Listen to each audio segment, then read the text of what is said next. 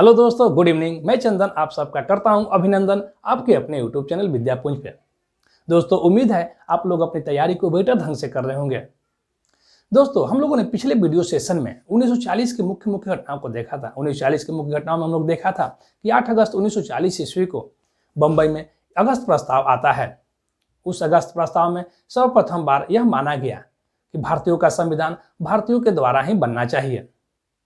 उसके बाद दूसरे मुख्य घटनाओं में देखते हैं कि गांधी जी के द्वारा व्यक्तिगत सत्याग्रह आंदोलन चलाया जाता है, जिसके प्रथम सत्याग्रही विनोबा भावे को और दूसरे सत्याग्रही जवाहरलाल नेहरू को चुना जाता है। वहीं तीसरे मुख्य घटनाओं में देखते हैं कि मुस्लिम लीग के लाहौर अधिवेशन में एक अलग मुस्लिम राष्ट्र की मांग होती है। और दोस्तों, एक और महत्वपूर्ण घटना जिसको हम पिछली बार बताना भूल गए थे, यह कि 1940 ईस्वी में सरदार उधम सिंह के द्वारा जालियांवाला हत्याकांड के मुख्य दोषी जनरल ओडायर को लंदन में उसे गोली से मार देते हैं और उसकी मृत्यु करते हैं। दोस्तों, अब हम लोग 1942 ईस्वी घटनाओं को देखते हैं। 1942 ईस्वी के मुख्य घटनाओं में सर्वप्रथम बार हम क्रिप्स मिशन को देखते हैं। क्रिप्स मिशन भारत आने का उद्देश्य था। दोस्तों, ब्रिटिश प्रधानमंत्री चर्चिल के द्वारा सर स्टुअर्ट क्रिप्स के अध्यक्षता में एक क्रिप्स मिशन भेजा जाता है या क्रिप्स प्रस्ताव भेजा जाता है, जिसका मुख्य उद्देश्य था भारत में राजनीतिक गतिरोध को समाप्त करना और भारतीयों को अपने लिए सेकेंड विश्व युद्ध में सहायता प्राप्त करना, भारतीयों से सेकेंड विश्व युद्ध में सहायता प्राप्त करना था। दोस्तों, होता यह कि दक्षिण पूर्व एशिया में सेकेंड विश्व युद्ध में दक्षिण पूर्व एशिया में जापान के द्वारा ब्रिटिशों की बुरी तरह हार होती है। यहाँ तक कि जापान कंबोडिया, मलेशिया, बर्मा इत्यादि जगहों पर अधिकार कर लेता है और वह जापान जो रंगून तक पहुंच जाता है। और अब लगता था कि जापान भारत पे भी आक्रमण कर सकता है और ब्रिटिश को यह डर सता रहा था कि यदि जापान भारत पे आक्रमण करता है तो जापान भारत पर अधिकार कर लेगा और भारतीय जो कि जापान का मदद करेंगे, इसलिए क्योंकि ऐसे ब्रिटिश से खपा थे भारतीय। इसलिए मित्र राष्ट्रों अमेरिका, चीन, सोवियत संघ के दबाव के कारण ब्रिटिश पीएम चर्चिल द्वारा क्रिप्स प्रस्ताव को भेजा जाता है। तो दोस्तों, हम लोग देखते हैं क्रिप्स प्रस्ताव के मुख्य बातों को देखते हैं। क्रिप्स मिशन जो कि ब्रिटिश पीएम उस समय चर्चिल थे, उन्होंने लाया था। उसकी अध्यक्षता सर स्टुअर्ट क्रिप्स ने किया था। वहीं मार्च 1942 ईस्वी को भारत आया। इसका मुख्य उद्देश्य सेकेंड विश्व युद्ध में भारतीयों का सहयोग प्राप्त करना था, यानी सहयोग प्राप्त करना था और भारतीयों को फुसलाना था। जवाहरलाल नेहरू और अबुल कलाम आजाद को कांग्रेस ने क्रिप्स मिशन के परीक्षण एवं विचार विमर्श हेतु अधिकृत किया था। दोस्तों, हम लोगों ने देखा। दोस्तों, अभी हम लोगों ने रंगून की बात किया था, क्योंकि जापान रंगून तक पहुंच गया था। और रंगून एक और बात के लिए जाना जाता है, वह शायद आप लोगों को याद ही होगा। रंगून जो कि 1857 के संग्राम के बाद मुगल बादशाह बहादुर शाह जफर को रंगून निर्वासित कर दिया जाता है और वहीं उनकी मृत्यु हो जाती है। और कहा भी जाता है कि ऐसा मुगल बादशाह जिसे अपने लिए एक गज जमीन भी नसीब नहीं हुआ अपने देश में। दोस्तों, क्रिप्स मिशन प्रस्ताव के अपोजिट में कांग्रेस का शर्त था कि हमें एक ठोस उत्तरदायी शासन का त्वरित हस्तांतर किया जाए तथा युद्धोपरांत पूर्ण आजादी दिया जाए। यानी कि अभी हमें एक ठोस उत्तरदायी सरकार तुरंत हमें बनाने दीजिए और युद्ध के बाद हमें पूर्ण आजादी दिया जाए। लेकिन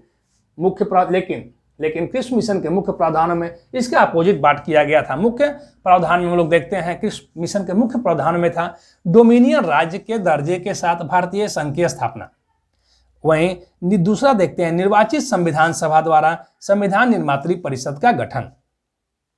तीसरे को देखते हैं दोस्तों, निर्मित संविधान जिन प्रांतों को स्वीकार नहीं, निर्मित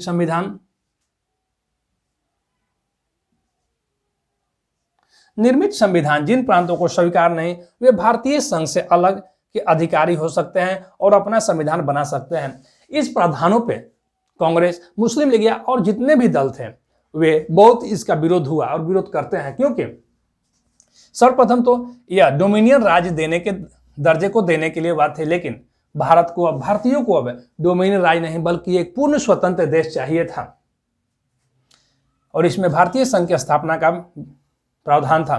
वहीं हम लोग देखते हैं कि इसमें दूसरे में था निर्वाचित संविधान। दोस्तों, क्रिप्स मिशन में सर्वप्रथम बार यह माना गया कि भारतीयों का संविधान जो भारतीयों द्वारा बनना चाहिए, और वह भी एक निर्वाचित संविधान सभा द्वारा, यानी कि उसका निर्वाचित होना चाहिए। इस पर बहुत से दल इसका विरोध किए, क्योंकि वे लड़ना नहीं चाहते थे दल और दूसरा दल की निर्वाचित हो। वहीं तीसरे प्रावधान को हम देखते हैं दोस्तों, निर्मित संविधान जिन प्रांतों को स्वीकार, यानी कि निर्मित संविधान जिन प्रांतों को स्वीकार नहीं होगा वे भारतीय संघ में शामिल न होकर खुद एक स्वतंत्र प्रांत बन करके रहें और अपने लिए एक संविधान बना सकते हैं, जो कि जिस पर बहुत ही गतिरोध और विरोध हुआ। क्योंकि यदि ऐसा होता, यदि भारतीय या कांग्रेसी से मान लेते तो भारत जो अभी दो टुकड़े में विभक्त है वो दो टुकड़ों में नहीं बल्कि बहुत से टुकड़ों में विभक्त होता। क्योंकि उस समय आप लोग जानते हैं दोस्तों कि आज़ादी के समय करीब 550 रियासत भारतीय राजा रियासत थे और वे सभी रियासतें चाहते थे कि हम अपने आप को स्वतंत्र ही रखें। मुख्य प्रावधान में और भी बहुत से प्रावधान था, लेकिन हम मुख्य प्रावधानों को दोस्तों देखें।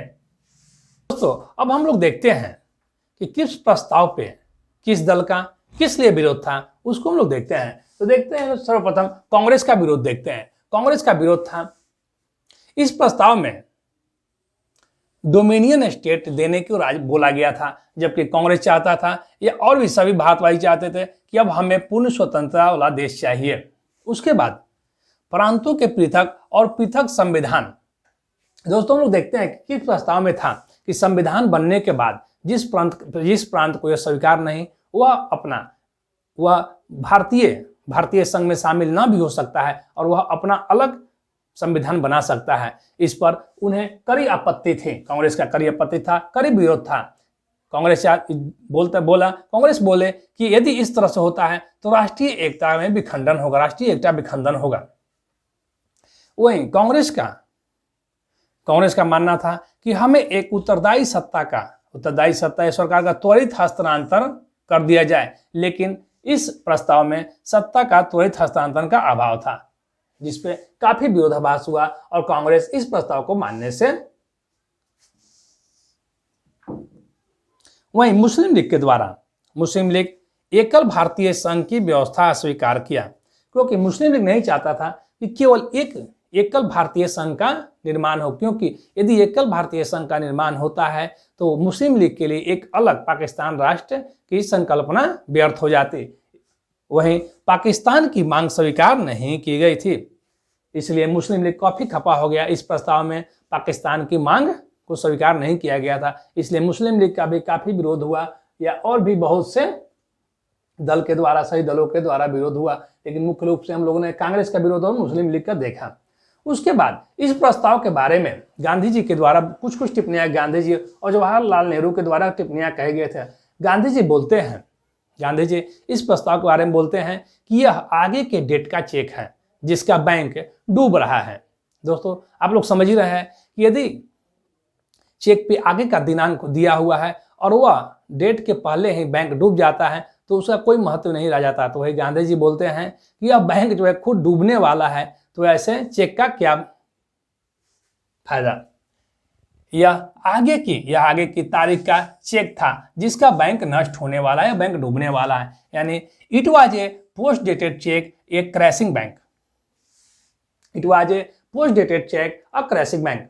वहीं जवाहरलाल नेहरू द्वारा कहा गया कि इसे स्वीकार करना भारत को अनिश्चित खंडों में विभाजित करने के लिए मार्ग प्रशस्त करना था।